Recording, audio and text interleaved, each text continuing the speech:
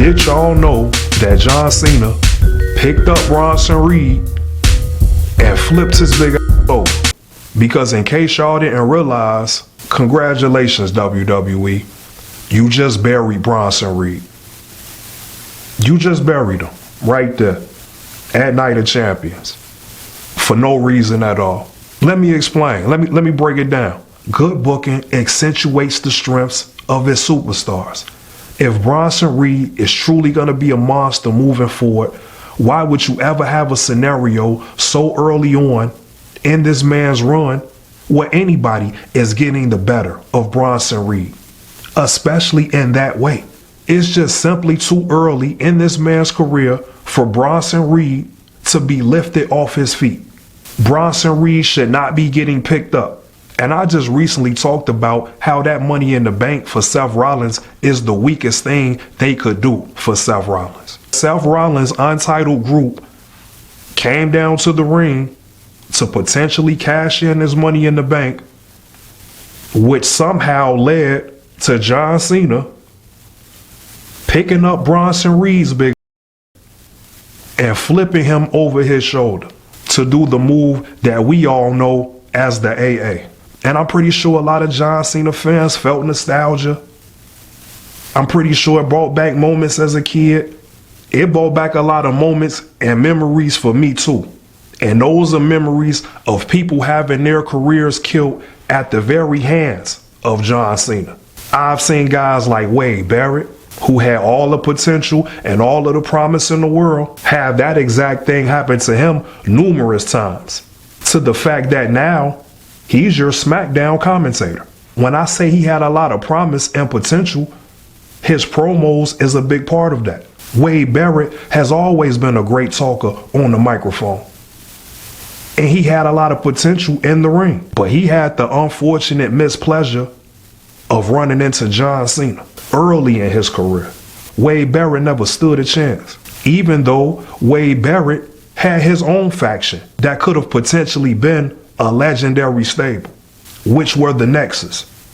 We talked about a segment earlier that involved Heath Slater. Heath Slater started with Nexus on the main roster. Nexus also had a guy that went on to become one of the greatest wrestlers of all time in Daniel Bryan. And John Cena was the Thanos to that entire group. Because just at the snap of a finger, the entire Nexus slowly started to disappear. Except this the WWE, so it wasn't no heroes to bring them back. One of my favorite wrestlers and guys that I think is just a straight genius, rest in peace to this guy, is Bray Wyatt. Had even more momentum than Nexus. The Wyatt family is more legendary than the Nexus ever had a chance to be. Bray Wyatt literally had the whole world in his hands, except for when he ran up against John Cena. When John Cena picked up Bray Wyatt and flipped him over his head to do this same move that he just did to Bronson Reed, everything changed for Bray Wyatt's career shortly after that. Bray Wyatt did a similar transformation as the one I mentioned with Drew McIntyre and Jinder Mahal from earlier today. Reinvented his whole character, his entire look, except Bray Wyatt had the best character development of any wrestler that I've ever seen, at least in my opinion. I don't think anybody touches Bray Wyatt's genius when it comes to character. Nobody. I think Bray Wyatt is second to none, but clearly when it comes to WWE, it doesn't matter how strong you are. It doesn't matter how smart you are. And clearly it doesn't matter how much talent you have.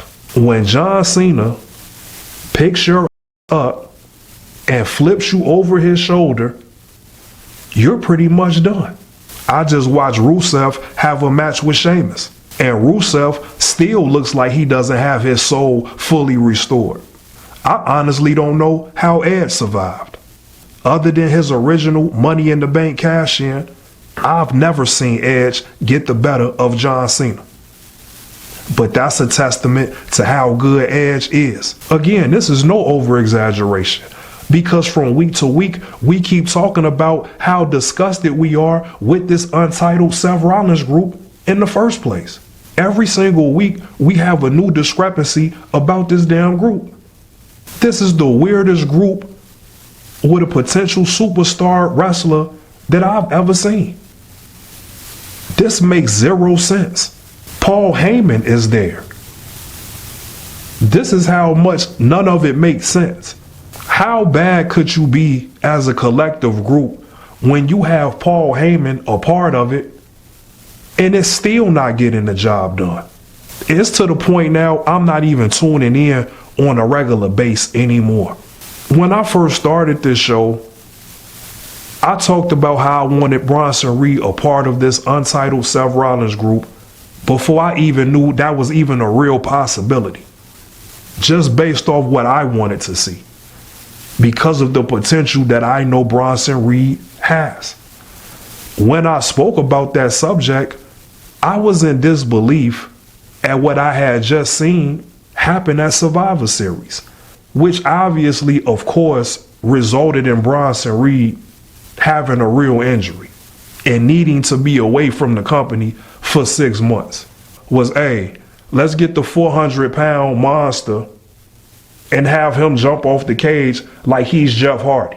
Let's have the 400-pound man dive off the 20-foot steel cage into tables and he should be all right.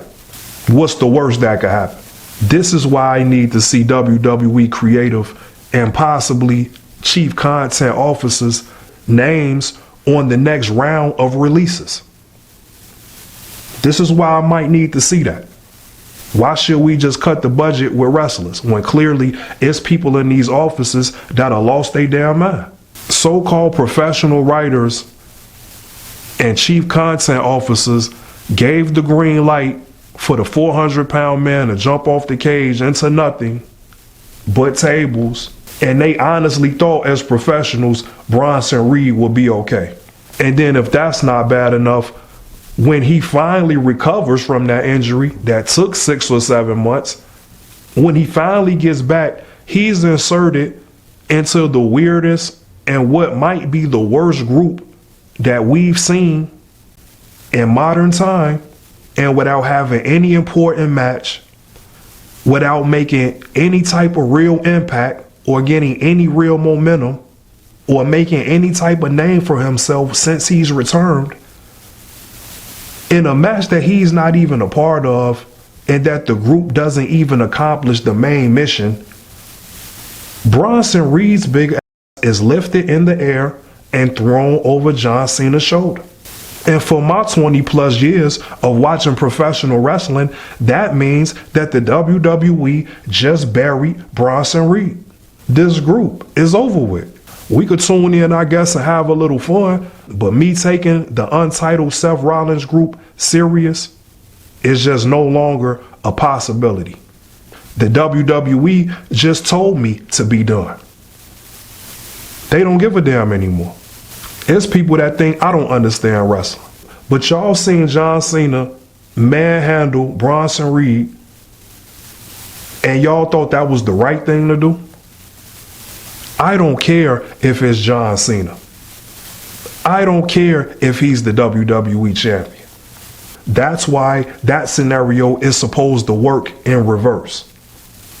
We were supposed to see the opposite of that. For those very same reasons.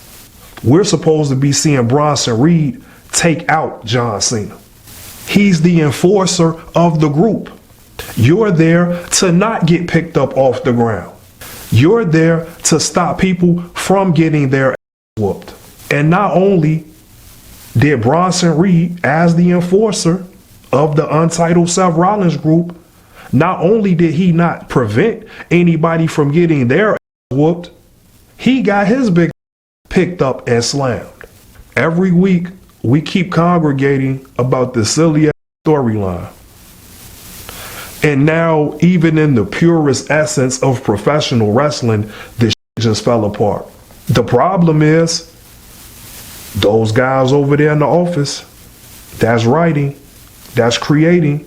That's being a chief officer over the content. I would love to be able to just sit into one of those meetings. Could y'all imagine me, Southside Tre, Worldwide Classic, being a part of those writers' room? Or just being a sounding board for those people? That'll be a hit show all to itself. Because I'll probably turn into Chef Gordon Ramsay up in that damn WWE writers' room. As soon as somebody even suggests anything with Bronson Reed leaving his feet is off the table. As soon as somebody even pitches that idea, they have to clock out. We're supposed to be building for the future. It's cool to get nostalgia here and there, especially with the John Cena retirement tour. But this is why the booking is important. The creative is essential. Because it's not what you do, it's how you do it. Let's make sure we all say a quick prayer for Bronson Reed.